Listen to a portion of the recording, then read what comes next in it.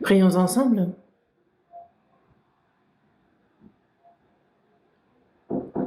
Dieu, notre Père, toi qui nous aimes, toi qui es saint et miséricordieux, Dieu, nous étions éloignés de toi et agissions dans le péché. Tu as eu pitié de nous.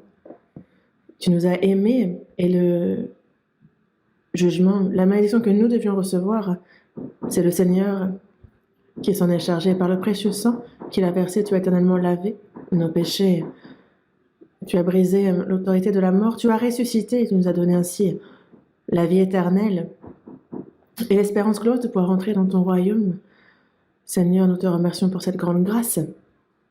À cette heure, nous qui avons reçu la rédemption éternelle par le précieux sang versé pour nous, sommes réunis devant toi, Seigneur, pour louer ton amour, ta grande grâce, pour apprendre ta parole. Et nous te remercions de la communion que tu nous permets d'avoir au milieu de ce troupeau saint. Nous croyons en ce que, Seigneur, tu es parmi nous, aujourd'hui encore, et tes regards sur chacun d'entre nous, que ta main puissante et miséricordieuse nous soutienne, accorde à chacun la grâce dont il a besoin. Des églises dans toute la Corée, dans le monde entier, tous les frères et sœurs qui, malgré les difficultés, prêchent avec assurance ton évangile. Seigneur, que ton esprit puissant, que ton amour les accompagne, et que cette prédication de l'évangile, cette mission que tu leur as confiée, s'accomplisse et que ton œuvre du salut puisse grandement se faire et que tu sois, à travers cela, grandement réjoui et glorifié. À ceux qui sont malades, rétablis-les rapidement, que le reste de leur vie puisse être vécu pour ton évangile, pour ta gloire, qu'ils puissent te servir toujours plus. Accorde-leur cette occasion dans leur vie. En ton temps, tu nous donnes la parole dont nous avons besoin, tu nous enseignes la voie à suivre. Seigneur, à cette heure encore, manifeste ta parole sainte. Quelle est ta volonté et comment il nous convient de nous conduire, enseigne-le nous. Nous avons prié au nom de notre Seigneur Jésus. Amen. Ouvrons la Bible à l'Évangile selon Jean, chapitre 11. Évangile selon Jean, chapitre 11.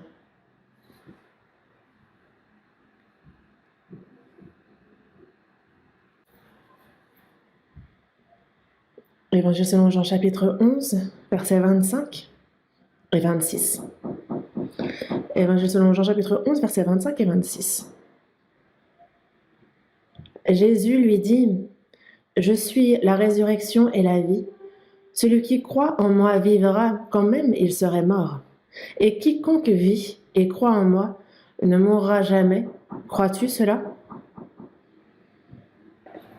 Jusqu'ici, la chorale vient de nous le chanter. Jésus a ressuscité et nous célébrons ce jour aujourd'hui, dimanche de Pâques.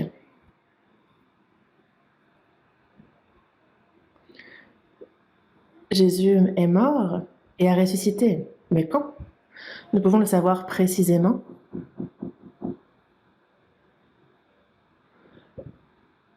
Jésus est mort à la Pâques et donc c'est le 14e jour du premier mois, selon le calendrier juif. Et il a ressuscité le 3e jour. Et selon notre calendrier à nous, cela fait fin mars, début avril. Le printemps, lorsque toute la création reprend vie, en anglais spring, là où justement s'éveille de nouveau la vie, là où toute la création reprend vie, le printemps. Mais imaginons que les végétaux n'existent pas. Il n'y aurait donc pas d'animaux. Sans végétaux ni animaux, l'homme ne peut vivre non plus. Toute vie se nourrit des végétaux, pourrait-on dire, en hiver. Ces végétaux qui semblaient morts, c'est au printemps qu'ils germent, grandissent et portent des fruits. Et s'il n'y avait pas ça, comment vivrions-nous?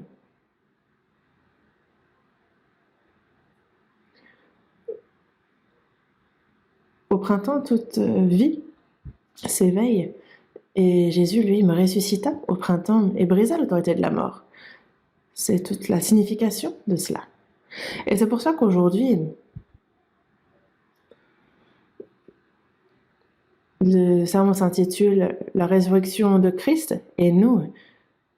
Quel lien entre sa résurrection et nous? Nous connaissons ce lien, mais c'est avec la parole que nous allons y réfléchir aujourd'hui. Jésus, lorsqu'il était sur terre, a à plusieurs reprises donné vie à des morts. Dans Luc, chapitre 8, versets 49 à 55, il y a Jairus, le chef de la synagogue, dont Jésus a redonné vie à la fille. Elle venait de mourir. Jésus, par sa parole, redonne vie à sa jeune fille. Et aussi, dans Luc, chapitre 7, verset 12, on a la résurrection du fils unique de la veuve de Naïm. Ils allaient pour son enterrement. Le corps était dans un cercueil, ou en tout cas, c'était certainement que la méthode pour les funérailles était différente de nous. Mais ils allaient pour cette cérémonie. Et la mère était en pleurs. Jésus passe, il assiste à la scène. Il s'arrête. Et les jeunes hommes, lève-toi.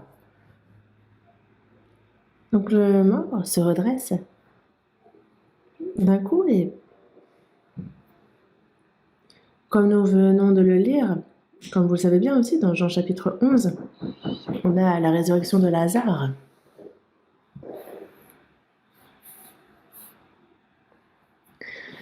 Lazare était ami de Jésus. Il vivait à Béthanie, il avait donc une famille avec deux, trois, Lazare, Marie et Marthe. À chaque fois que Jésus passait à Béthanie, il s'arrêtait dans cette famille et il était reçu très bien parmi ses amis. Et de nombreuses personnes alentour ont donc écouté et il avait prêché la parole de Dieu aux alentours. Mais tout d'un coup, Lazare meurt de maladie. Jésus était loin.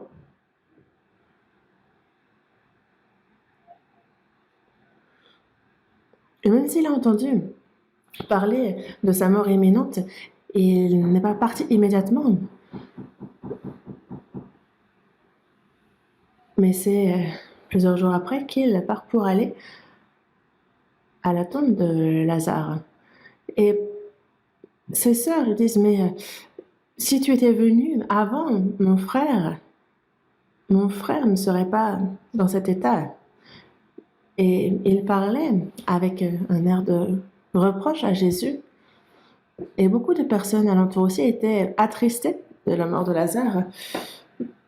Et il est donc demandé à Jésus de redonner vie au frère, au fils.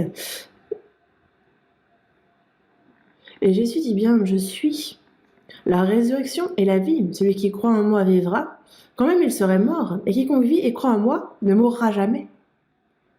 Crois-tu cela? C'est ce qu'il dit. Jésus va jusqu'à la tombe de Lazare et il dit justement ôtez la pierre. Parce que les grottes étaient fermées par des pierres, de grandes pierres que l'on faisait rouler devant l'entrée, qui bloquaient donc l'entrée. C'est ainsi chez les Juifs. Ils creusent de grandes grottes et en commençant par les plus anciens jusqu'aux plus récents, c'est là où ils enterrent les cadavres des membres de la famille. Mais Lazare est donc enterré et il y a Jésus qui se tient devant sa tombe et il dit « ôtez la pierre ».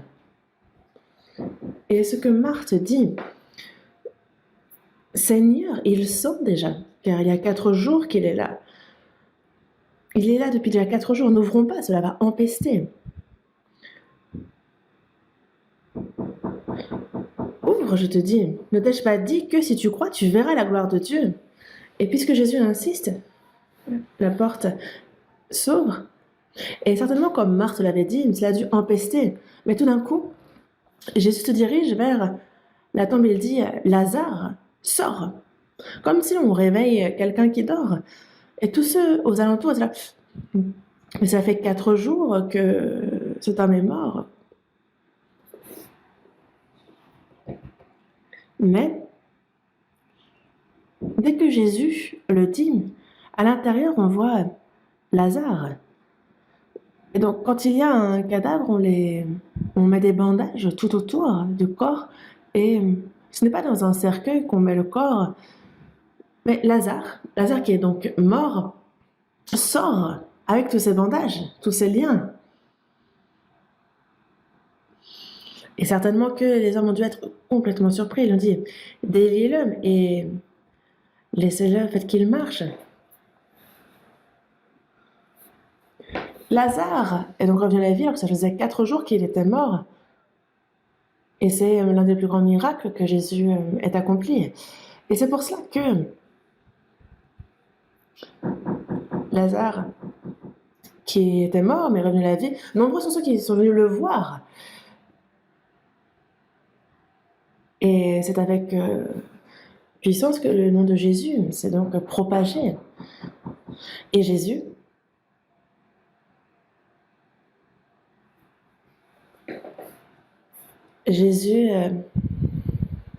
pour qui Lazare était mort, donc sans espérance.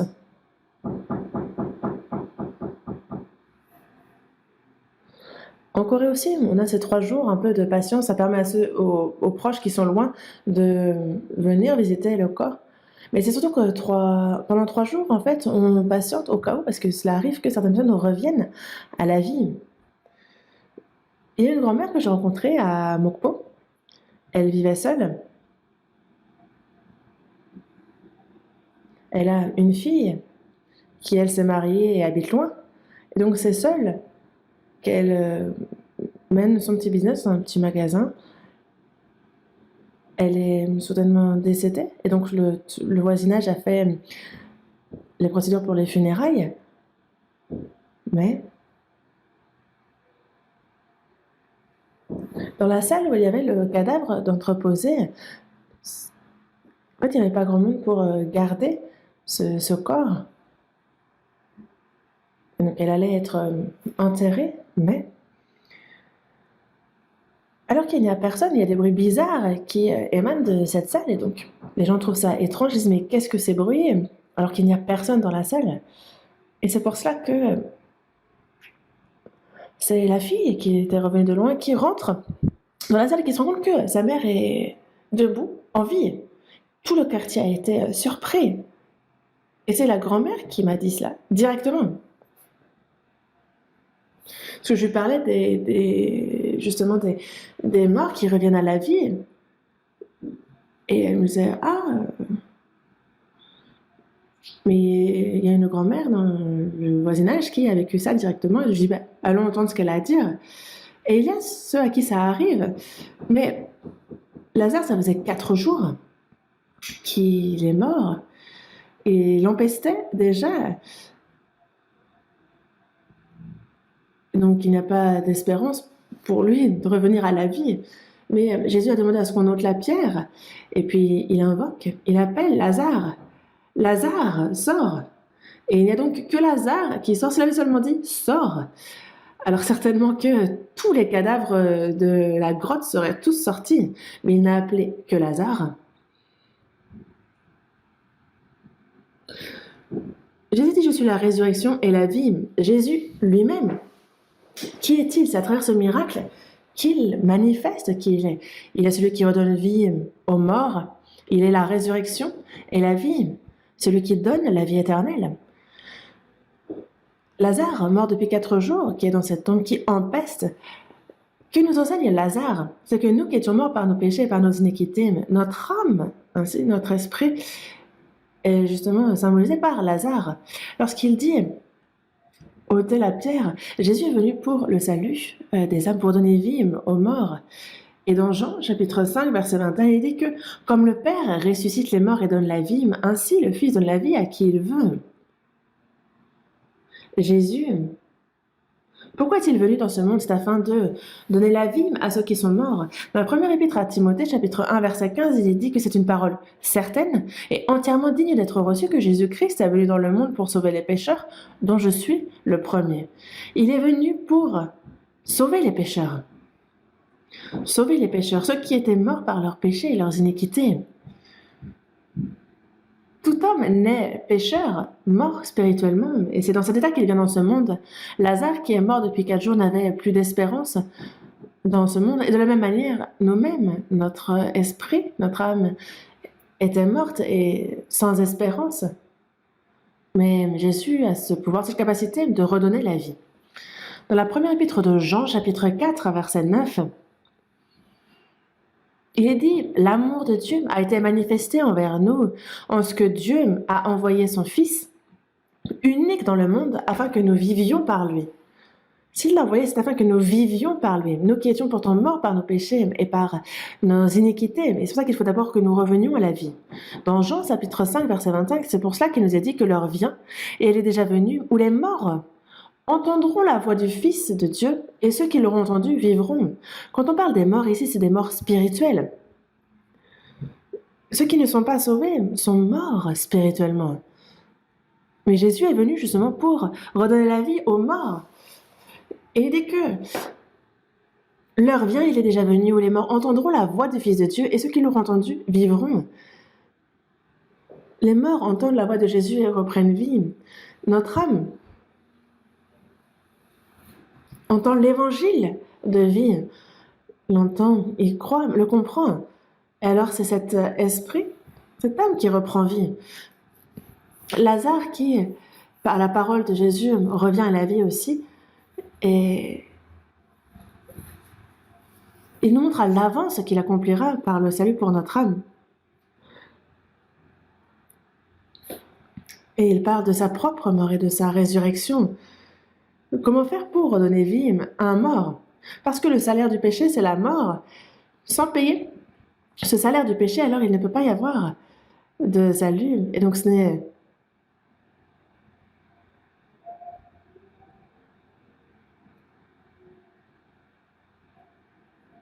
de la mort, de la seconde mort dont on parle, celle qui conduit en enfer. Nous étions de bas pécheurs, mais Jésus est venu pour le salut de notre âme. Et donc, il envoie son Fils, et c'est afin qu'en lui, nous ayons la vie. Le salaire du péché, c'est la mort. Il a donc fallu pas seulement nous redonner la vie, mais il a fallu payer à notre place le salaire de nos péchés. Et c'est pour cela que Jésus est venu dans ce monde avec un corps semblable au nôtre.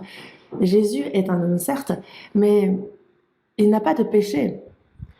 Dans Ésaïe chapitre 7, verset 14, il est bien dit, « Voici, la jeune fille deviendra enceinte, elle enfantera un fils, et elle lui donnera le nom d'Emmanuel. »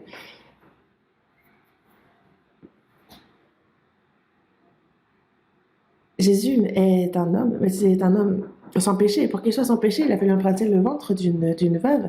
Et il l'a emprunté 9 mois. Et il y a un ange qui dit à Marie que c'est possible à Dieu. Marie disait, mais je ne suis ni mariée, comment est-ce que je pourrais enfanter? Mais il n'y a rien d'impossible à Dieu. Est-ce qu'il n'est pas possible à Dieu de faire enfanter une vierge? Il peut même, s'il le veut, faire enfanter un célibataire. Bon. Plutôt qu'un homme, c'est bien plus simple et bien plus naturel que d'utiliser une vierge, une jeune.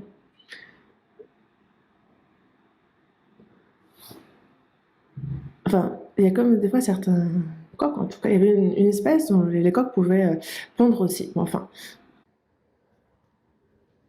Et donc, il a emprunté le ventre d'une vierge et Jésus est donc né. Jésus n'est pas descendant d'Adam et il est sans péché. Et c'est seulement quelqu'un sans péché qui peut mourir pour les pécheurs, car tous sont pécheurs et tous ont enfreint la loi de Dieu. Mais Jésus est venu en juste et il n'a jamais péché. Et il a observé intégralement, parfaitement toute la loi. Il est donc parfaitement juste. Et il faut être juste pour pouvoir mourir pour les pécheurs. Dans la première épître de Pierre, chapitre 3, verset 18, il est dit que lui, juste pour des injustes, lui qui est juste est mort pour nous, injuste. Et c'est pour ça que il a fallu d'abord que Jésus meure pour notre salut. Dans Matthieu, chapitre 16, verset 21, il s'adresse à ses disciples et il parle de sa mort et de sa résurrection. Et la Pâque approche. Et il sait que, alors qu'il y aura beaucoup d'anciens, beaucoup de sacrificateurs, de scribes, qu'il allait beaucoup souffrir à cause d'eux, qu'il mourrait sur la croix et qu'ensuite il ressusciterait au 3e jour. Il en a parlé dès le début. Et dans Matthieu chapitre 20, verset 19 aussi, de la même manière, il s'adresse à ses disciples concernant sa mort et sa résurrection. Mais les disciples n'ont pas cru à ces paroles, ils n'ont pas compris. Pourquoi? Parce que Jésus redonne vie aux morts, il purifie les lépreux, il ouvre les yeux des aveugles, il calme le vent, il est si puissant. Pourquoi est-ce que Jésus serait-il livré par les religieux juifs et serait-il tué? Les Juifs s'attendaient au Messie, à ce Messie qui les délivrerait de l'Empire romain, afin qu'il leur donne l'indépendance, qu'il les libère. Ils attendaient le Messie roi. Et les disciples aussi. Et c'est pour ça que durant 3 ans et demi, ils suivaient Jésus, ils ont vu de nombreux miracles. Et il s'est dit, si c'est un homme avec une telle puissance, alors il n'y aura aucun problème pour lui pour nous libérer de l'autorité romaine. Et il s'attendait à être bien placé autour de Jésus une fois qu'il serait roi. Les disciples, c'est un peu comme vous le voyez, ceux qui, en ce moment, avec les élections, cherchent à se faire leur place autour des candidats qui essaient de se faire une position. Les disciples aussi s'attendaient à avoir une certaine position. Ils voyaient Jésus comme celui qui les libérait de l'Empire romain. Ils ont pris Christ pour le libérateur.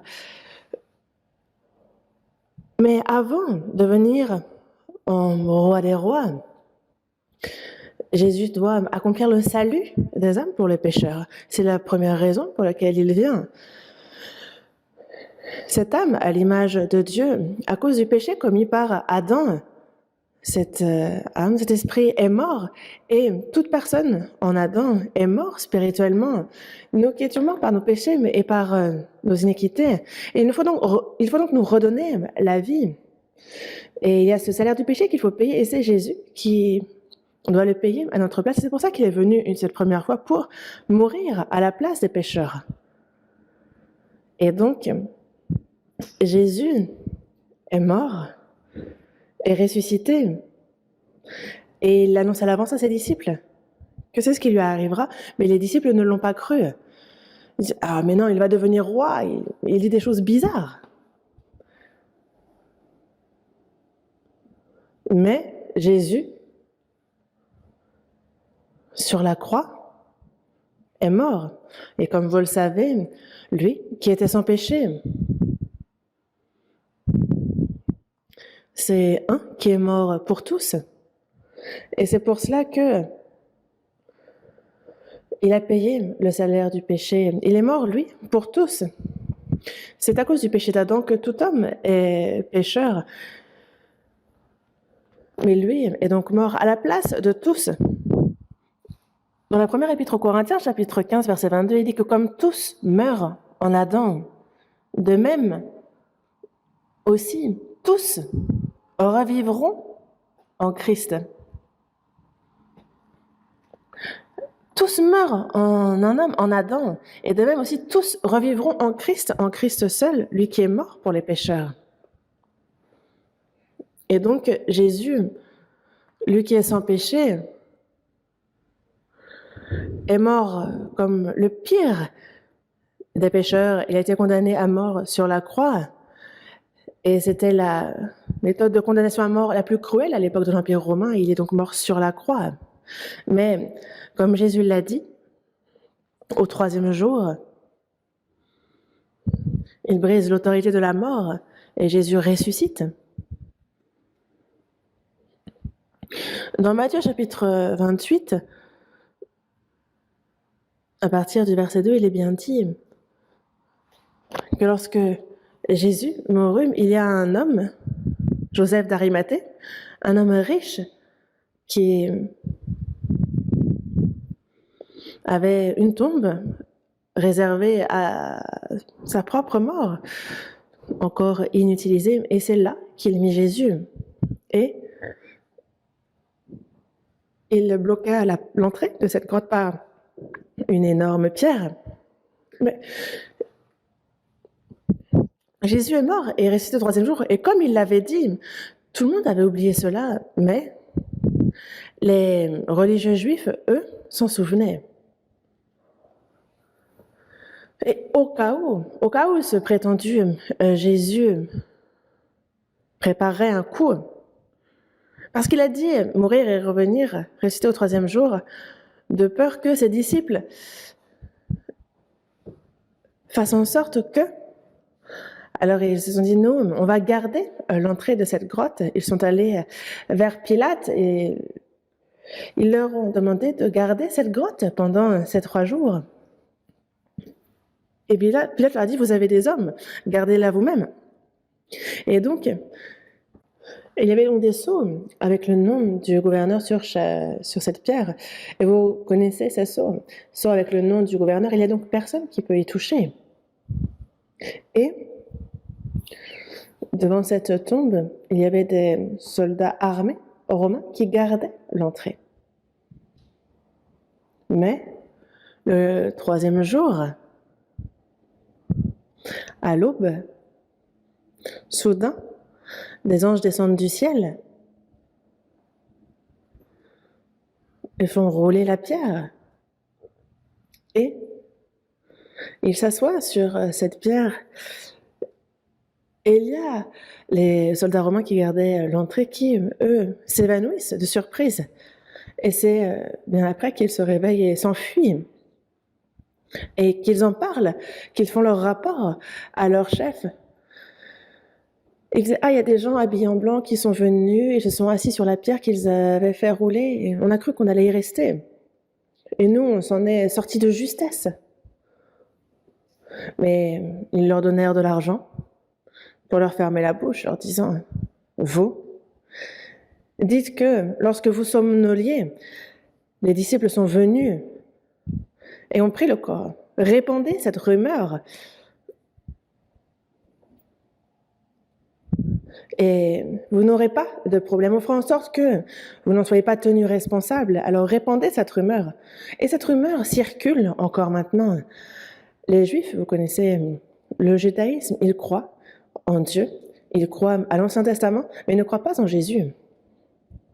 Jésus mort sur la croix, ils ne considèrent pas que c'est le Christ. Et c'est pour ça que ceux qui croient en Jésus, les disciples seraient venus prendre le corps. Et c'est donc en ce mensonge-là qu'ils croient encore.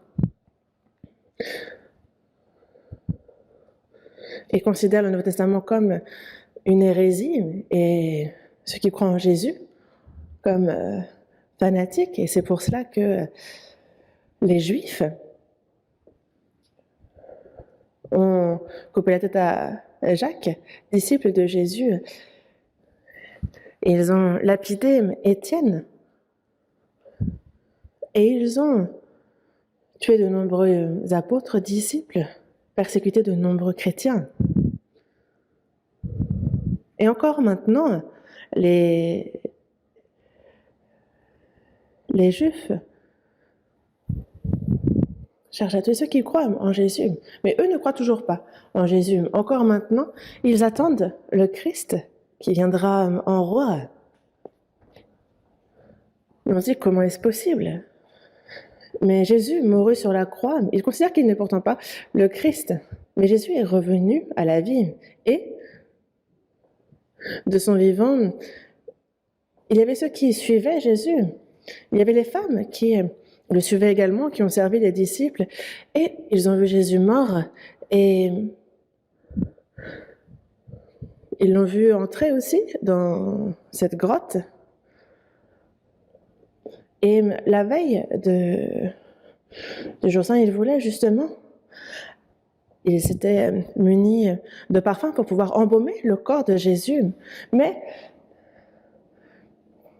elle repensait à cette pierre qui bloque l'entrée et elle se dit, mais qui pourrait bien nous ouvrir cette porte? Elles y sont allées quand même. Mais arrivée sur place, la pierre est roulée. Il n'y a plus de soldats, la grotte est vide. Elles ont dit, c'est étrange. Et tout d'un coup, il y a un ange qui apparaît et qui leur dit, pourquoi cherchez-vous le vivant parmi les morts? Il n'est plus ici. Il est ressuscité. Et venez, voyez le lieu où il était couché. Elles y sont allées et elles ont vu justement les habits de lin pliés. Et se réjouit qu'elles courent vers les disciples pour leur annoncer. Et en route, Jésus, tout d'un coup, apparaît.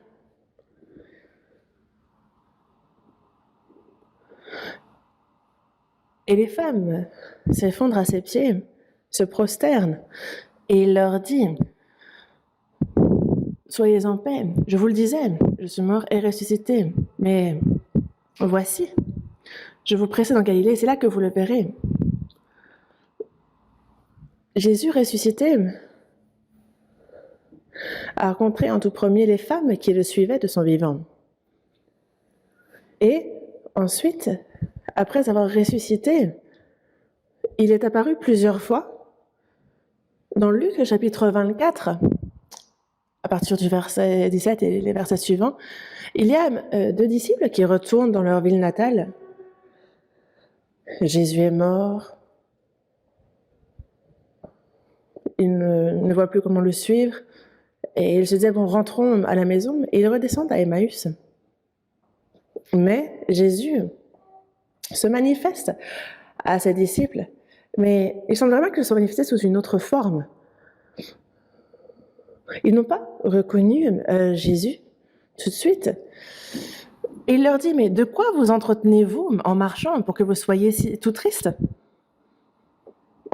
Et l'un d'eux lui dit, tu es le seul qui, séjournant à Jérusalem, ne sache pas ce qui est arrivé ces jours-ci. Et il dit, quoi?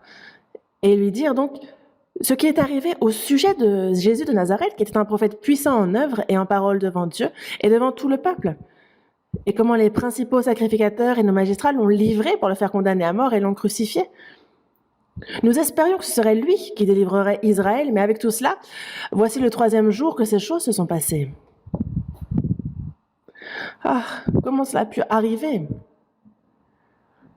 Et Jésus, en route, il dit, mais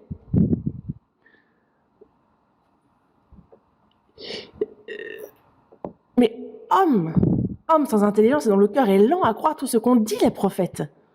Ne fallait-il pas que le Christ souffrit ces choses et qu'il entrât dans sa gloire?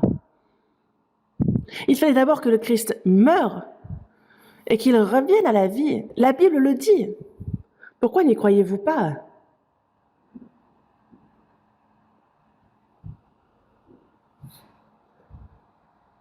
Il s'approchait d'Emmaüs et Jésus passait.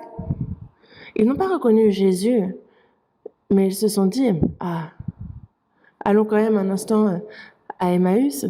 Et quand ils ont été près du village,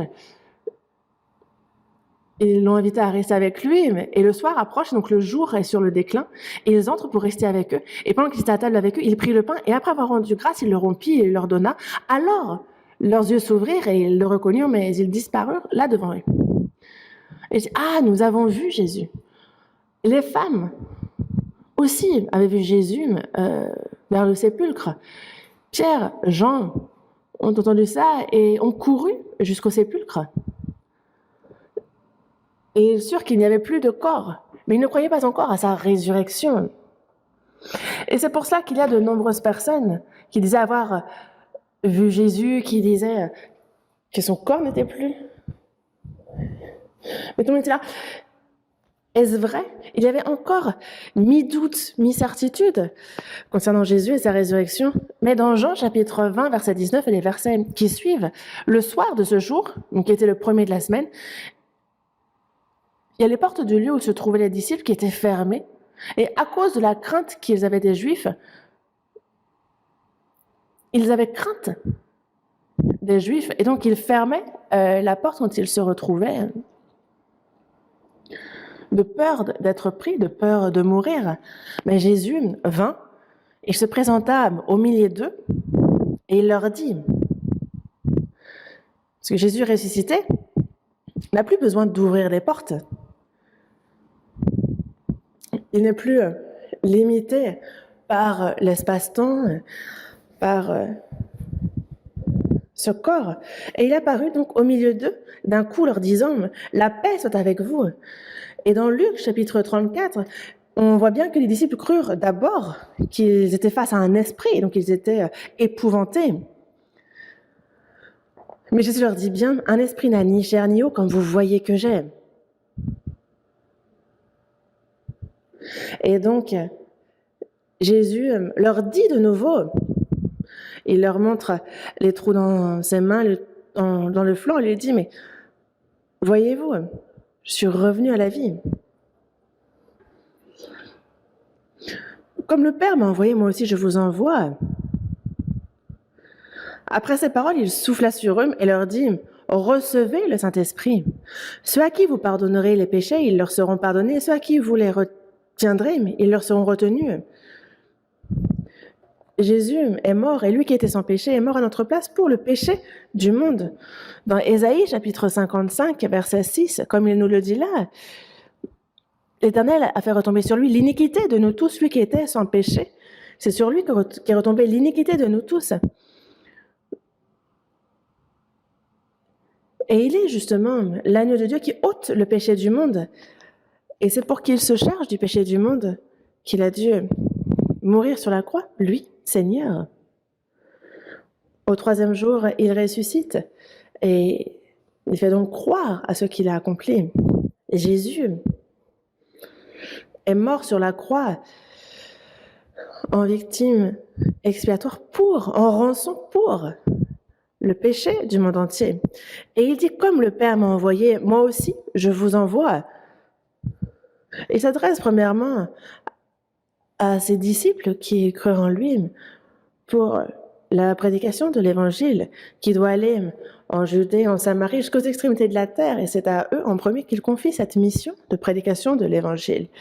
Et c'est pour ça qu'il leur donna le Saint-Esprit.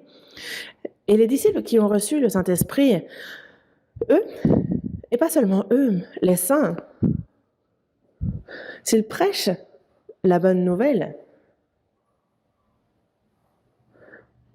lorsqu'il est dit justement que si on prêche cette parole, alors les gens peuvent être pardonnés, mais si on retient cette parole, alors les péchés des gens seront retenus aussi. Parce qu'il le dit bien que celui qui croit en lui n'est point jugé, mais celui qui ne croit pas est déjà jugé parce qu'il n'a pas cru au nom du Fils unique de Dieu. Et donc comme le Père m'a envoyé, moi aussi je vous envoie. Il le dit pour la mission. Et Jésus ressuscité s'est manifesté durant 40 jours. Jésus ressuscité pouvait et disparaître et réapparaître. Il avait un corps divin. Mais ce n'est pas pendant 2 jours qu'il le fit, mais pendant 40 jours.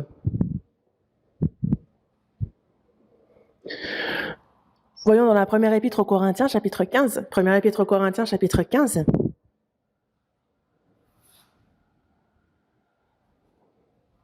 Première épître aux Corinthiens, chapitre 15, à partir du verset 3 jusqu'au verset 8, je vais lire. Première épître aux Corinthiens, chapitre 15, à partir du verset 3. Je vous ai enseigné avant tout, comme je l'avais aussi reçu, que Christ est mort pour nos péchés, selon les Écritures, qu'il a été enseveli et qu'il est ressuscité le troisième jour, selon les Écritures. Donc je vous ai enseigné avant tout ce que j'avais aussi reçu. Donc c'est cet évangile. Cet évangile. Je voulais enseigner donc cet évangile reçu de Jésus. Et de quoi nous parle l'évangile? C'est que selon les Écritures, donc selon les Écritures à l'époque c'est l'Ancien Testament, ça a été promis dans l'Ancien Testament, dans Lévitique, verset 23, verset 6, il est bien dit que il y a les 7 fêtes observées par le peuple d'Israël, et la première c'est la Pâque. Donc on a cet agneau qui est sacrifié pour le peuple d'Israël et qui est donc sauvé. Jésus est mort en agneau pascal pour le péché du monde. Et ensuite on a, 3 jours plus tard, pour sa résurrection, Jésus, il y a la fête des prémices, et donc il est le premier, le prémisse. Et après cette fête, on a justement la Pentecôte, là où le Saint-Esprit descend. Après la résurrection de Jésus, Jésus se manifeste 40 jours. Et 10 jours après qu'il soit monté aux cieux, mais il y a donc le Saint-Esprit qui descend, donc 50 jours après, c'est précisément le temps entre les deux fêtes. Et dans Lévitique, chapitre 23, ça a déjà été annoncé, la mort et la résurrection de Jésus. Et non pas cela, tout l'Ancien Testament parle de sa mort et de sa résurrection. Et c'est donc selon les Écritures, comme cela avait été promis dans la Bible, qu'il a été enseveli et qu'il est ressuscité le troisième jour et qu'il a fait cela pour nos péchés. Christ est mort pour nos péchés, selon les Écritures. Il a été enseveli et toujours selon les Écritures, il est ressuscité le troisième jour, selon les Écritures. Le troisième jour, selon les Écritures. Il est donc mort selon les Écritures, il a été enseveli selon les Écritures, et c'est toujours selon les Écritures qu'il est ressuscité. C'est ça l'Évangile. C'est ça le contenu même de la bonne nouvelle. Jésus est mort pour nos péchés, mais il a payé le prix à notre place, et le troisième jour, il a ressuscité. Et par sa résurrection, nous pouvons donc... Il atteste que oui, Christ est bien celui qui a été envoyé pour le pardon de nos péchés. Et donc, il est ensuite dit qu'il est apparu à Céphas qui est Pierre, lui qui l'avait renié à 3 reprises, puis aux 12, sans parler de Judas Iscario, mais il y a Matthias qui avait été ajouté. Et donc, il est apparu aux 12. Il est apparu à plus de 500 frères à la fois. 500 frères à la fois. Et si quelqu'un a dit avoir vu un mirage, non, de peur que quelqu'un ne dise que ce n'est pas vrai, c'était 40 jours et non pas 2 jours, et non pas seulement 1 ou 2 personnes, mais il s'est même montré à 500 frères à la fois. Donc ce n'est pas une personne qui aurait vu quelque chose de faux. Il y a de nombreuses personnes qui ont suivi Jésus de son vivant et qui ont cru à sa parole. Et eux sont donc ces 500 frères qui ont vu Jésus ressuscité. Et c'est à la fois qu'il s'est manifesté à eux, dont la plupart sont encore vivants et dont quelques-uns sont morts. À l'époque où il écrit l'Épître aux Corinthiens, il y avait parmi les 500 qui avaient vu Jésus, ceux qui étaient vivants et ceux qui étaient morts. Ils sont donc témoins.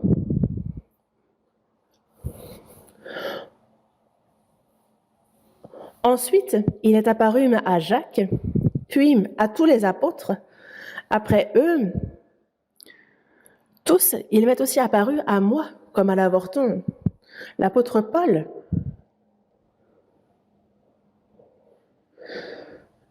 n'avait pas vu Jésus. Il est juif, mais Il avait la citoyenneté romaine.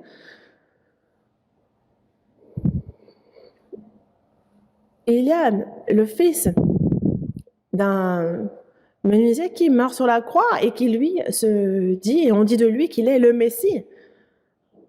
Alors que le Messie auquel attendent les Juifs, comme comme écrit dans le psaume 2, verset 6, c'est moi qui oins mon roi sur Sion, sur ma montagne sainte.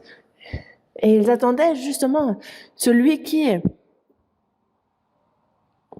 redonnerait toute gloire au peuple d'Israël. Il attendait le Messie qui viendrait en roi des rois. Il attendait le roi qui reviendrait dans sa gloire. Mais il y a ce fils de charpentier, Jésus, ce jeune dont on dit que c'est Jésus, et c'était inacceptable pour lui. Il a dit, je vais tous les tuer, ceux qui disent de Jésus qu'il est le Messie. Et c'est ce qu'il fit. Et lorsque Étienne fut lapidé, il est celui qui approuva ce meurtre. Et il s'appelait auparavant Saul. Il était de la tribu de Benjamin. Lui, avait pris son nom du premier roi d'Israël, qui était de la tribu de Benjamin, le roi Saül. Et donc,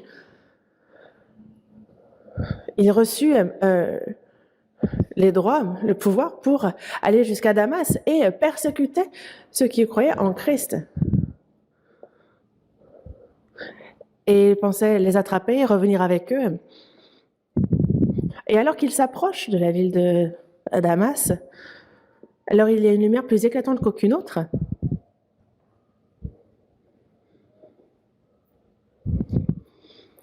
Il était peut-être à cheval ou en tout cas, il tomba par terre et il entendit une voix qui lui disait « Saul, Saul, pourquoi me persécutes-tu » Et il répondit « Mais qui es-tu, Seigneur ?» Et le Seigneur lui dit « Je suis Jésus que tu persécutes. Il te serait donc dur de regimber contre les aiguillons. Qui es-tu, Seigneur ?» Mais je suis celui que tu persécutes. Ceux qui étaient avec lui ont vu la lumière, mais n'ont pas entendu la voix. Saul, tout d'un coup, devient aveugle. Il devient tout d'un coup aveugle. Et il est donc traîné par les hommes jusqu'à Damas. Et durant 3 jours, il ne mange rien. Et il dit, ah, ce Jésus que je persécute est donc bien le Christ. Et moi, alors, que dois-je faire ? Mais c'est un homme, Anania, à travers que Dieu a envoyé vers lui et qui lui dit, Saul, mon frère, le Seigneur Jésus, qui t'est apparu sur le chemin par lequel tu venais, m'a envoyé pour que tu recouvres la vue et que tu sois rempli du Saint-Esprit. Et au même instant, il tomba de ses yeux comme des écailles, et il recouvra la vue, et il se leva et fut baptisé. Saul crut à Christ, fut baptisé.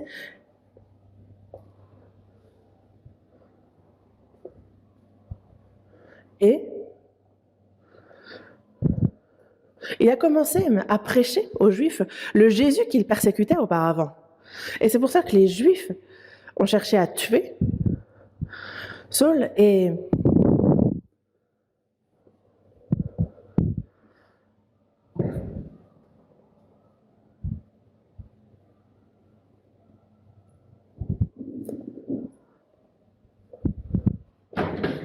lui, justement, s'en sort de justesse en passant par les remparts. Mais Saul, après qu'il ait rencontré Jésus ressuscité, tout d'un coup, lui qui était persécuteur de ceux qui croyaient en Christ est devenu apôtre. Il a été établi comme apôtre des païens. Il écrit 14 des livres du Nouveau Testament. Son nom est corrigé pour, non pas Saul qui est grand, mais Paul qui veut dire petit. Et c'est avec assurance et courage qu'il annonce le nom de Jésus. Et il dit bien, je suis le moindre des apôtres.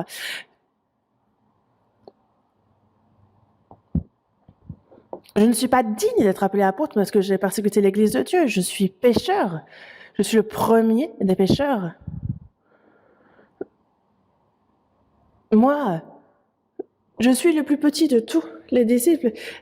Et il se considérait toujours comme le premier des pécheurs, comme le plus petit d'entre tous, indigne d'être appelé apôtre. Mais c'est lui qui a été établi comme grand apôtre. Et il dit, je suis ce que je suis par la grâce de Dieu. Et on le voit dans les versets suivants. En tout cas, par la résurrection de Jésus,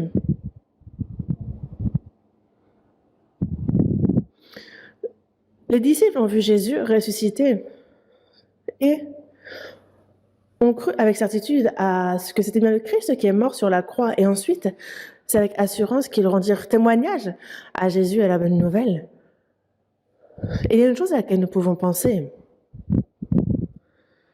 Il y a ce printemps où toute la création reprend vie. L'hiver, ces arbres qui semblaient morts, on les voit germer, fleurir, porter des fruits, non?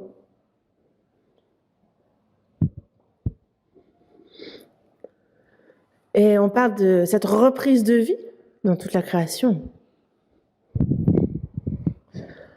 C'est comme une chenille qui va dans sa chrysalide, qui se fixe sur une feuille et qui ressort en papillon. Résurrection, non? Vous voyez, c'est l'arbre qui s'attache à des feuilles. Qu'est-ce qu'elles deviennent après? Des libellules.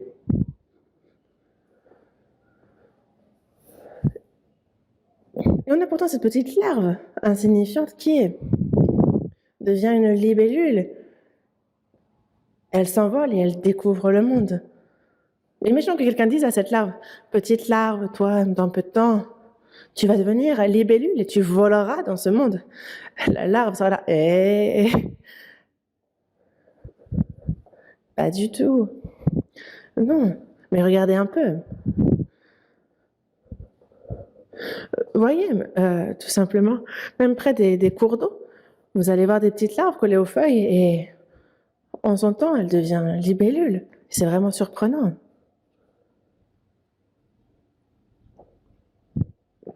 Et c'est de montrer à l'avance Jésus ressuscité, non? Et c'est Dieu qui a fait toutes choses. Et à travers les végétaux, les animaux, les insectes aussi, Dieu nous montre la puissance de la résurrection. Vous ne voyez pas ça? Mais pourquoi dire alors que les morts ne peuvent revenir à la vie? Dans Actes, chapitre 26, verset 8, on a l'apôtre Paul qui prêche Jésus ressuscité. Il y a de nombreux religieux juifs qui le critiquent et cherchent à le tuer. Il y a leur Agrippa devant lequel il comparait, et c'est devant ce roi et devant de nombreux religieux juifs qu'il dit « Quoi? Vous semble-t-il incroyable que Dieu ressuscite les morts? Pourquoi pensez-vous que ce soit incroyable, insensé ?»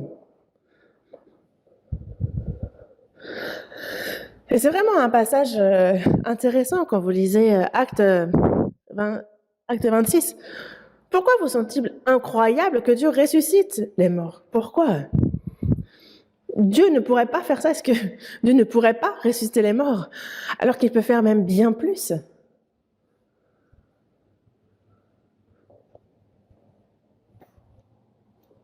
Les Juifs, encore maintenant, ne croient pas en Jésus ressuscité.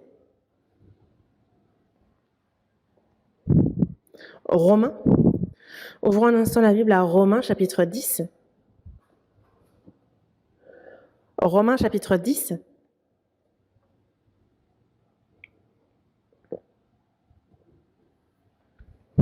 Verset 9. Romains chapitre 10, verset 9. Je lis. Pour ceux qui ne cherchent pas dans la Bible, ça apparaît à l'écran. Si tu confesses de ta bouche le Seigneur Jésus, et si tu crois dans ton cœur que Dieu l'a ressuscité des morts, tu seras sauvé. Car c'est en croyant du cœur qu'on parvient à la justice, et c'est en confessant de la bouche qu'on parvient au salut, selon ce que dit l'Écriture.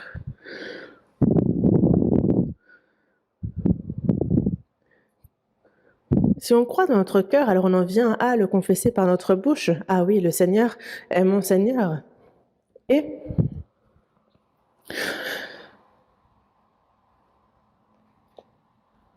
nous, on croit en Jésus, mais on entend par là qu'on croit en sa mort et sa résurrection.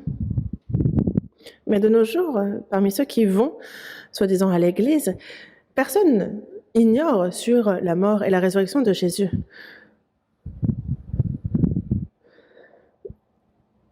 Mais ce qu'il nous faut savoir, c'est le lien entre nous et sa mort et sa résurrection. Jésus est mort et c'est donc ma mort que cela représente. Dans la seconde épître aux Corinthiens, chapitre 5, verset 15, il dit qu'il est mort pour tous, afin que ceux qui vivent ne vivent plus pour eux, mais pour celui qui est mort est ressuscité pour eux. Donc il est mort pour tous. Et donc sa mort, c'est donc ma mort. Moi, pécheur, je devais mourir, mais il est mort à ma place. Et donc sa mort est ma mort. La résurrection de Jésus, c'est ma résurrection. Par la foi, nous sommes devenus un avec le Seigneur. Et donc, croire en Jésus, c'est croire en sa mort sur la croix, qu'il a ainsi accompli la rédemption pour mes péchés, et qu'il est revenu à la vie. Croire en cela, c'est croire en ce qu'il me donne la vie éternelle et sa mort et sa résurrection. C'est donc la rédemption et la régénération. Il est mort à ma place pour mes péchés. Il a versé son sang pour éternellement laver nos péchés. Et par sa résurrection, il a brisé l'autorité de la mort et il m'a donné la vie éternelle. Et c'est pour cela que dans Romains, chapitre 4, verset 25, il dit qu'il a été livré pour nos offenses et il est ressuscité pour notre justification. Oui, la mort de Jésus, c'est pour le pardon de mes péchés. Et sa résurrection, c'est pour ma justification. Jésus est mort sur la croix pour mes péchés, mais Jésus a ressuscité pour ma justification. Et donc, Jésus est juste et il aime intégralement observer la loi. Et c'est cette justice-là qu'il me donne. Et donc, voyons dans la première épître de Pierre, chapitre 1, verset 3.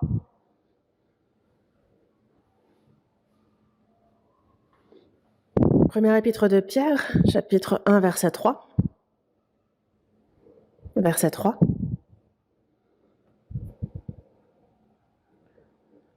On lit ensemble. Béni soit Dieu, le Père de notre Seigneur Jésus-Christ, qui, selon sa grande miséricorde, nous a régénérés pour une espérance vivante, par la résurrection de Jésus-Christ d'entre les morts.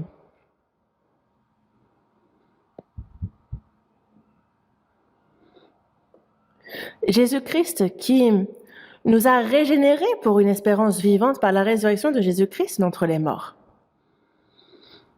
Nous avons reçu le salut, nous sommes nés de nouveau, c'est la même chose. Dans Jean chapitre 5, verset 21, il est dit que comme le Père ressuscite les morts et donne la vie, ainsi le Fils donne la vie à qui il veut.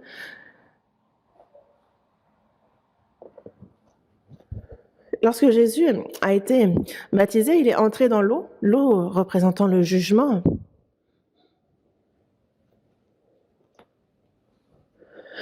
Lors du déluge de Noé, c'est l'eau qui jugea le monde. Lorsqu'Israël sort d'Égypte, il y a le peuple d'Israël qui traverse les eaux. L'armée égyptienne qui les suit, eux, sont ensevelis sous les eaux. L'eau symbolise le jugement. Le jugement que nous devions recevoir, c'est le Seigneur Jésus qui l'a subi à notre place. Sa mort est donc pour la rédemption de nos péchés, la rédemption éternelle. C'est par le précieux sang qu'il a versé. Et c'est par sa résurrection qu'il nous a donné une nouveauté de vie. Sa mort, sa résurrection, la rédemption et la nouveauté de vie. Il nous a régénérés pour une espérance vivante par la résurrection de Jésus-Christ d'entre les morts. Ceux qui ne sont pas sauvés n'ont pas d'espérance. Et c'est pour ça que dans Jean, chapitre 5, verset 21, le Père ressuscite les morts, il donne la vie, et le Fils de même donne la vie. Ce que Dieu fait, Jésus le fait aussi. Redonner vie aux morts. Dans Ésaïe aussi, 55, verset 3, il dit « Prêtez l'oreille et venez à moi, écoutez, votre âme vivra. » Si on écoute l'évangile que Jésus a accompli, alors notre âme vivra éternellement. Et c'est pour ça que la mort de Jésus est ma mort et la résurrection de Jésus est ma résurrection. Ça, et les monts aux cieux nous monteront aux cieux, nous serons éternellement avec lui.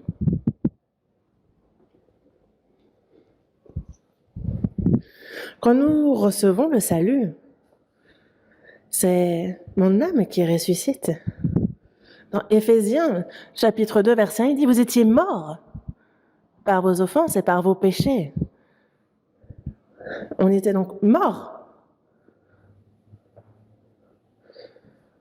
Vous le connaissez, ce verset. On était donc morts par nos péchés, par nos offenses, mais on est revenus à la vie. On était morts, désormais on est vivant. Lazare, dès qu'il a entendu la voix de Jésus, il s'est relevé d'un coup. Il est revenu à la vie. Donc, quand on reçoit le salut, la première des choses, c'est que notre âme, notre esprit reprend vie. Au Romains chapitre 6, cherchons également ce passage, Romains chapitre 6. Romains chapitre 6, verset 8.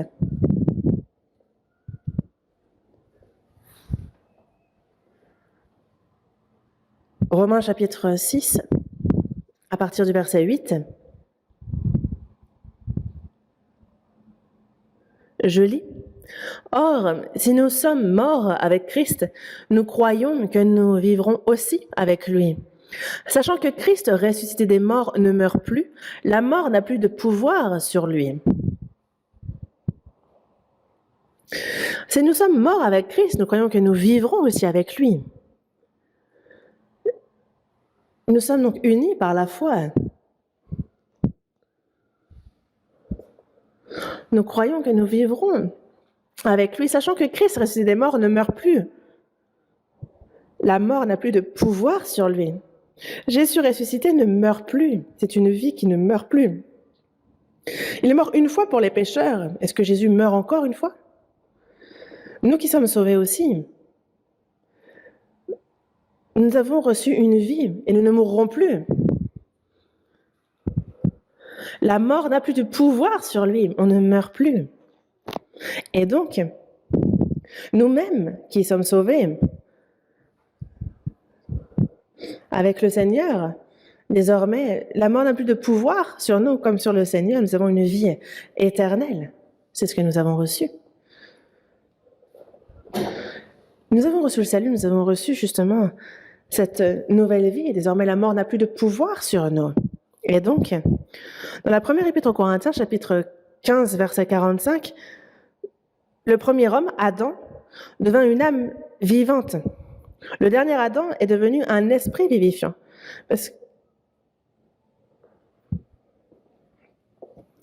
Et puisqu'il était mort à cause du péché, on a Jésus qui nous a redonné vie. Le dernier Adam, Jésus, est devenu un esprit vivifiant pour nous donner la vie. Et c'est pour cela que dans Luc, chapitre 20, verset 36, j'ai dit qu'ils ne pourront plus mourir parce qu'ils seront semblables aux anges. Les anges ne meurent pas, n'est-ce pas? Ils serviront éternellement dans les cieux. Je ne parle pas des anges déchus. Et qui donc seront fils de Dieu, étant fils de la résurrection. Ils ne mourront plus. C'est une vie qui ne meurt plus. Notre âme qui a reçu le salut ne meurt plus. Et c'est pour cela que il dit, je suis la résurrection et la vie. Celui qui croit en moi vivra quand même, il serait mort. Et donc, les sauvés, même s'ils meurent, ils vivent. Ceux qui ne sont pas sauvés vivent et pourtant ils sont morts. Est-ce qu'ils sont vivants? Non. Ils marchent vers la mort éternelle. Et c'est pour ça que dans Ésaïe chapitre 25, verset 8, il anéantit la mort pour toujours. C'est ce que Dieu fait, il anéantit la mort pour toujours. Dans la seconde épître à Timothée, chapitre 1, verset 10, il le dit aussi. Donc, il a été manifesté maintenant par l'apparition de notre Seigneur Jésus-Christ, qui a détruit la mort et l'a mis en évidence, la vie et l'immortalité par l'Évangile. Il a brisé le péché par sa mort et par sa résurrection, il a brisé l'autorité de la mort. Et donc, Jésus-Christ a détruit la mort et a mis en évidence la vie et l'immortalité par l'Évangile. Et donc, lorsqu'il a dit détruire la mort, ça s'est vraiment accompli. Voyons également dans Hébreux chapitre 2, Hébreux chapitre 2, versets 14 et 15.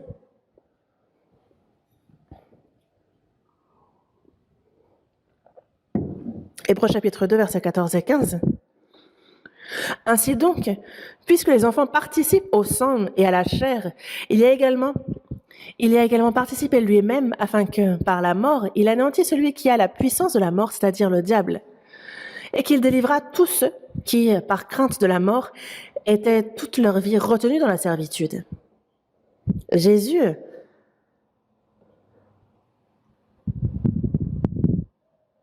il a également participé lui-même afin que, par la mort, il anéantit celui qui a la puissance de la mort, c'est-à-dire le diable. Il participe aussi, Jésus, au sang et à la chair. C'est ce Jésus fait homme qui est mort et qui a ressuscité, et il nous a sauvés ainsi.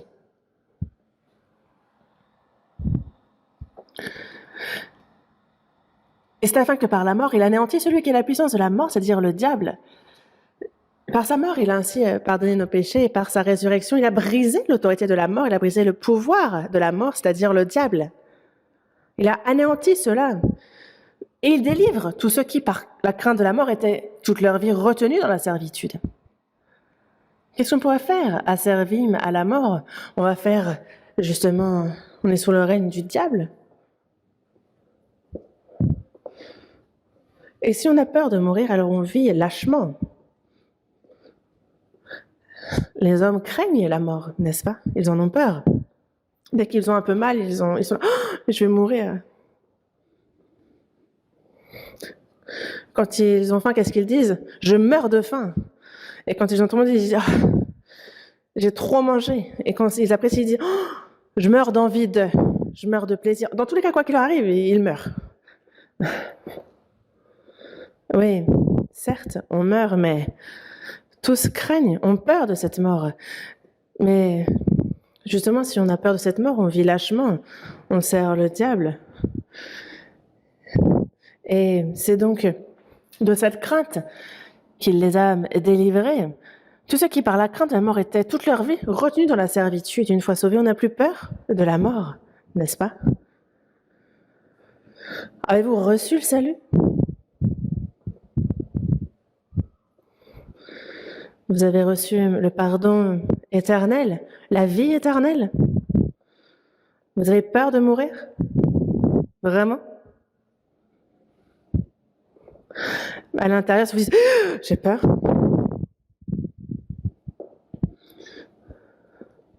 Sauvé, comment pourrions avoir peur de la mort? En fait, si on meurt, on passe de l'autre côté. C'est un peu comme c'est un peu comme un déménagement d'une maison piètre pour une superbe maison. Il n'y a plus ni la mort, ni les peines, ni les choses cruelles que l'on voit dans ce monde. Il n'y a plus de deuil, il n'y a plus de souffrance, plus de maladie. On entre dans le royaume éternel de Dieu. On profite de la gloire éternelle de Dieu dans ce lieu également. Une personne sauvée, en fait, si elle meurt, c'est la plus grande des gloires. Mais il est important de faire ce qu'on a à faire avant de partir. Et moi, j'ai un souhait ardent, c'est justement, je demande au Seigneur de venir me chercher quand j'aurai fini ce que j'avais à faire pour lui. Parce que si, une fois fini l'œuvre qu'il a pour nous sur terre, alors il n'y a plus de raison de rester ici. Est-ce que vous attendez encore quelque chose de ce monde? Moi, rien. Quand je vois vers où va ce monde, vraiment, c'est terrible. Il y a le mal Il y a le mensonge, c'est vraiment un monde qui danse pour le diable. Vous voulez vivre dans ce monde, vous? Essayez, vous verrez, ce n'est que peine et misère. Mais peine et misère pour qui? Nous. Pour qui sont nos efforts? Une fois cette peine terminée sur cette terre, on n'a plus de raison d'y rester quand on a fait l'œuvre. Vous voyez l'apôtre Paul qu'il a dit à plusieurs reprises qu'il était empressé de retourner vers le Seigneur. Et moi, j'ai la même pensée. Aller au plus vite vers le Seigneur. Dès que j'aurai terminé ce qu'il a prévu pour moi ici, je lui demande, viens me chercher vraiment.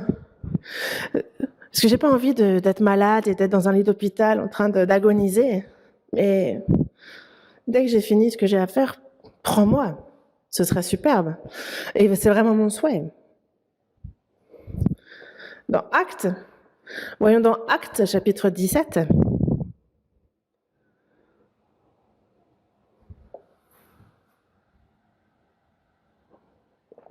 Actes chapitre 17, verset 31.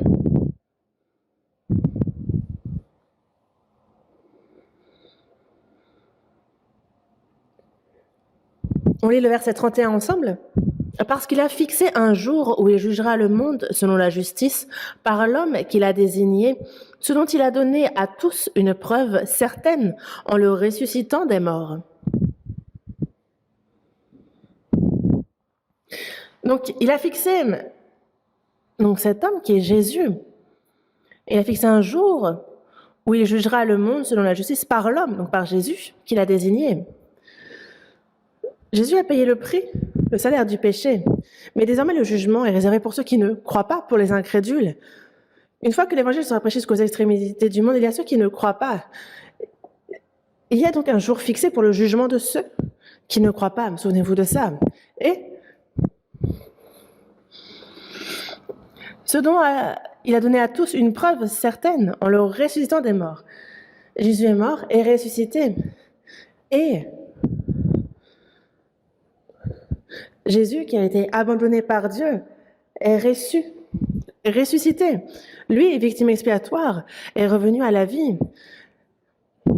Il a été donné à tous une preuve certaine pour qu'ils y croient.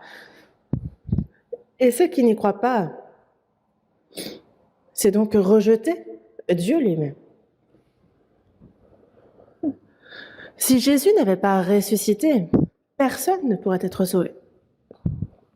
Est-ce que les disciples auraient cru? Ils l'ont suivi pendant 3 ans et demi. Ils ont entendu, appris de lui. Mais si Jésus n'avait pas ressuscité, les disciples n'auraient pas cru qu'il est le Christ. Eux non plus.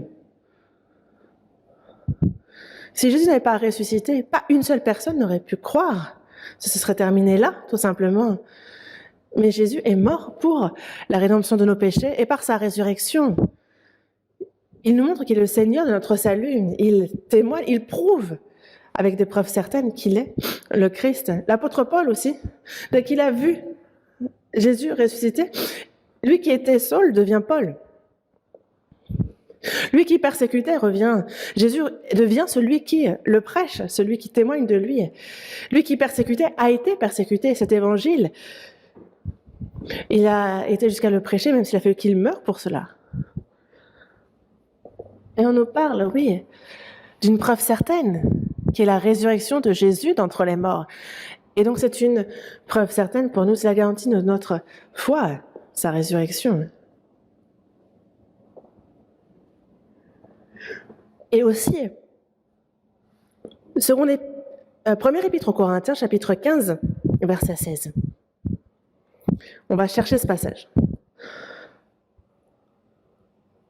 Premier épître aux Corinthiens, chapitre 15, à partir du verset 16. Car si les morts ne ressuscitent point, Christ non plus n'est pas ressuscité. Et si Christ n'est pas ressuscité, votre foi est vaine, vous êtes encore dans vos péchés. Et par conséquent, aussi, ceux qui sont morts en Christ sont perdus. Si c'est dans cette vie seulement que nous espérons en Christ, nous sommes le plus malheureux de tous les hommes.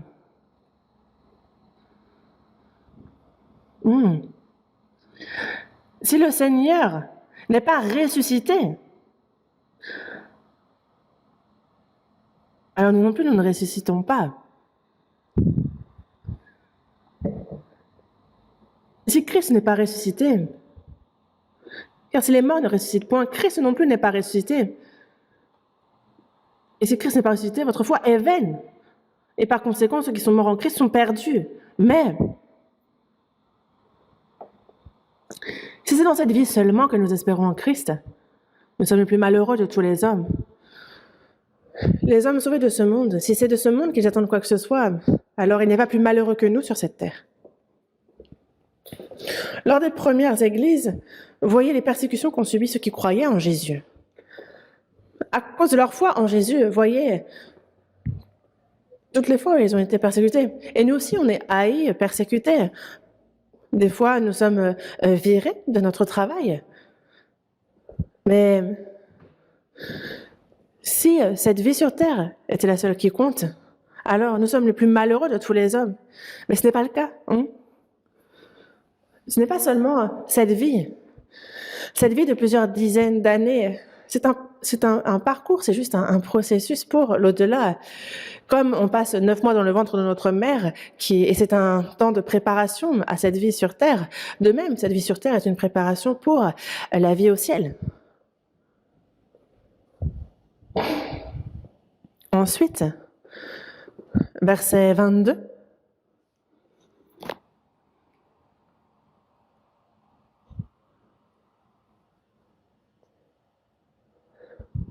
Et comme tous meurent en Adam, de même aussi tous revivront en Christ. Et comme tous meurent en Adam, de même aussi tous revivront en Christ. Et aussi, verset 20, lisons ensemble. Mais maintenant, Christ est ressuscité des morts. Il est les prémices de ceux qui sont morts.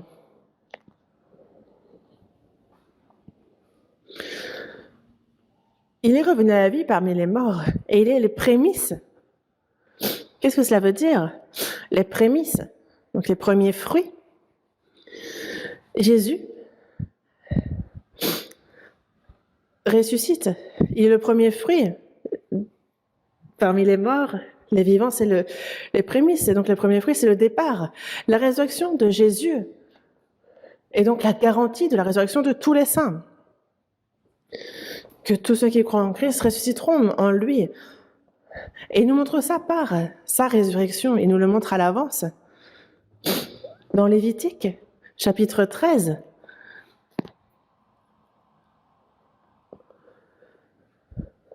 chapitre 23, on nous parle justement de cette fête aussi des prémices où on offre donc les premiers fruits, les premières récoltes. Jésus est le prémisse. Et c'est donc le départ avant que de nombreux fruits soient récoltés aussi. La résurrection de Jésus-Christ est justement la garantie même de la résurrection des saints, des sauvés, et que nous-mêmes, en lui, nous ressusciterons. C'est ce qu'il nous montre à l'avance.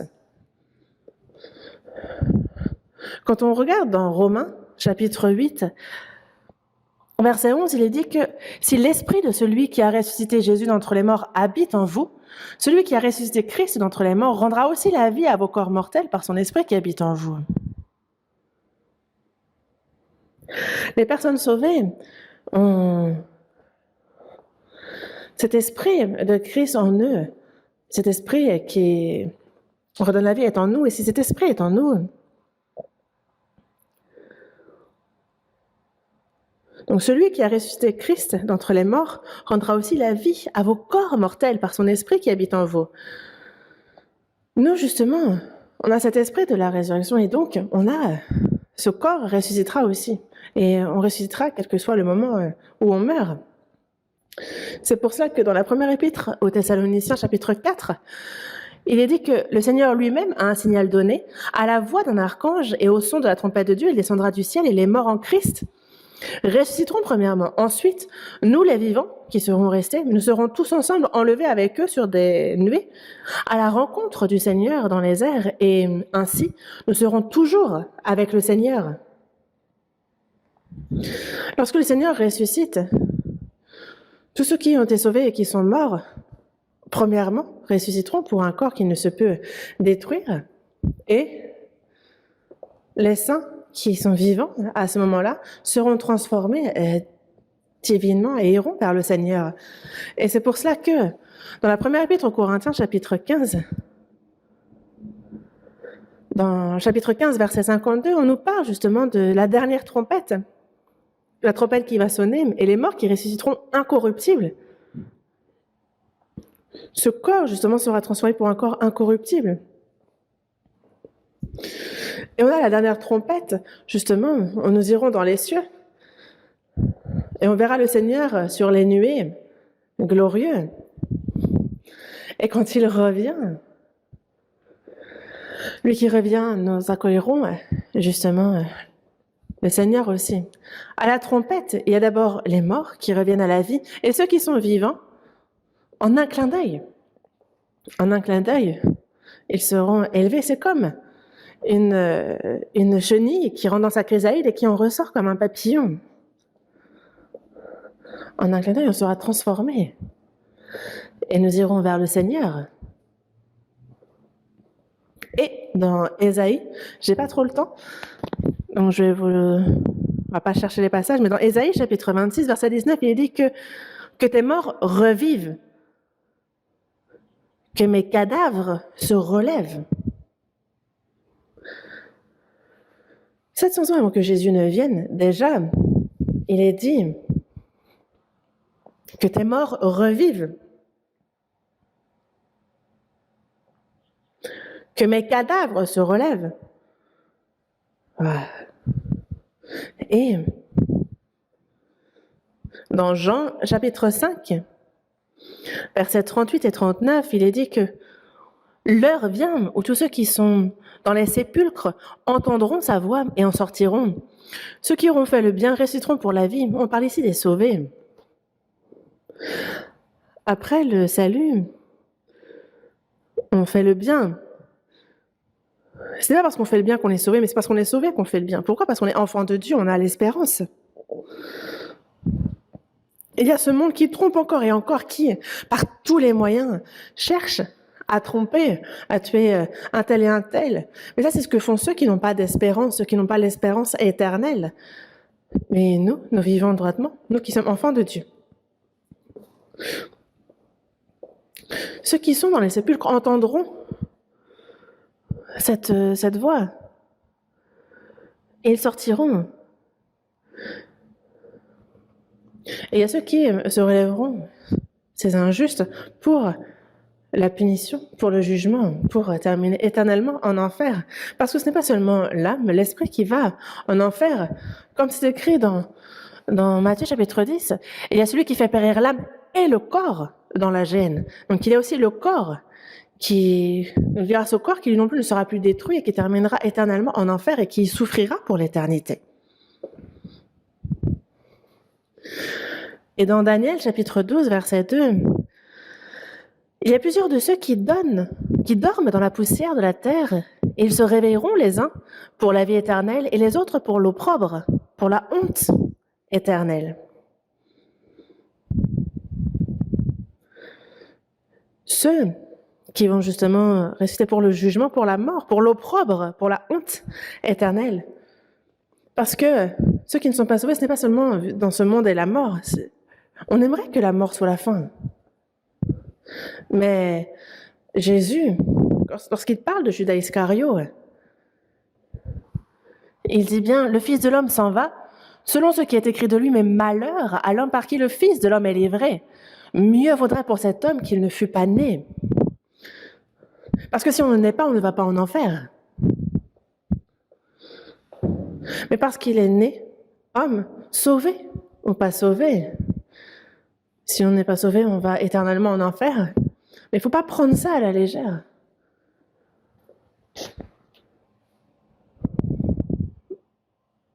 Jésus, à sa résurrection, on voit comment les hommes vivent depuis. On va voir dans 1 Corinthiens chapitre 15, verset 42. Première épître aux Corinthiens chapitre 15, verset 42. Verset 42, du verset 42 au verset 44, je lis. Ainsi en est-il de la résurrection des morts. Le corps est semé corruptible, il ressuscite incorruptible. Il est semé méprisable, il ressuscite glorieux.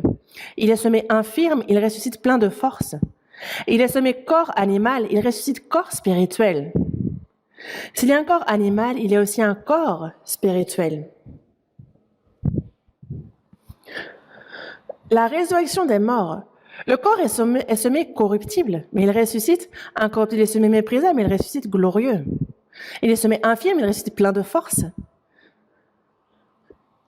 Il est semé corps animal, il ressuscite corps spirituel. Quand nous ressuscitons, ce sera pour un état glorieux. Dans Philippiens, chapitre 3, verset 21, on parle de cette transformation de notre corps. Le corps de notre humiliation, il sera rendu semblable au corps de sa gloire. C'est comme un insecte répugnant qui s'attache à une feuille et qui ressort en splendide papillon. Et voyez, les papillons, ils traversent les océans. Je l'ai vu dans la série sur les animaux, mais nous aussi. Il transformera le corps de notre humiliation, le rendant semblable au corps de sa gloire. Ça donne envie, non? Vivement, c'est ce jour dans lequel nous espérons. Et c'est pour ça que la résurrection de Christ est justement la garantie, l'assurance de notre foi. Pour nous, c'est l'assurance de notre vie, c'est de l'espérance qui nous a été donnée. Et la résurrection de Christ, c'est la force pour le reste de notre vie sur terre, afin que justement nous marchions en nouveauté de vie. Et dans Galates chapitre 2, verset 20, il dit que ce n'est plus moi qui vis, c'est Christ qui vit en moi. Si je vis maintenant dans la chair, je vis dans la foi au Fils de Dieu, qui m'a aimé et qui s'est livré lui-même pour moi. Le Seigneur a ressuscité. Et ce Jésus ressuscité pour la vie est en moi. Je suis avec lui. Et je vis le reste de notre vie en Christ dans la vie. Lui qui a ressuscité, il règne sur le reste de ma vie. Et il est ma force. Et je vis en poursuivant cette nouveauté de vie. Et c'est pour cela que nous voyons à quel point la résurrection de Jésus, de Christ, est surprenante. Et une fois à la maison, réfléchissez, priez de nouveau concernant la résurrection de Jésus, car dans peu de temps, le Seigneur revient. Espérez en son retour en lui et mener une vie d'obéissance à sa parole, toujours plus. Et à ceux qui ne connaissent pas encore cette vérité, il nous faut la leur prêcher. Prions. De notre Père qui est miséricordieux, nous étions éloignés de toi et agissions dans le péché. C'est lorsque nous ne te connaissions pas que tu nous as premièrement aimés. Tous les péchés que nous avions commis, il y avait ce jugement, cette malédiction que nous devions recevoir, mais c'est le Seigneur qui s'en est chargé à notre place. Et par le précieux sang qu'il a versé, tu as éternellement lavé nos péchés. Tu as brisé l'autorité, le pouvoir de la mort, et tu nous as donné la vie éternelle. Tu nous as donné l'espérance glorieuse de pouvoir entrer dans ton royaume, et nous te remercions pour cette grande grâce. Seigneur, toi qui nous as sauvés, que le reste de notre vie soit par ta parole et ta puissance, que nous soyons guidés, que nous vivions, et que ce soit dans l'espérance de ton retour, de ton royaume, que nous puissions vivre en nouveauté de vie, et seulement pour ta volonté et pour ta gloire, jusqu'à ce que tu reviennes. Et guide-nous dans ce sens. Nous avons prié au nom de notre Seigneur Jésus. Amen.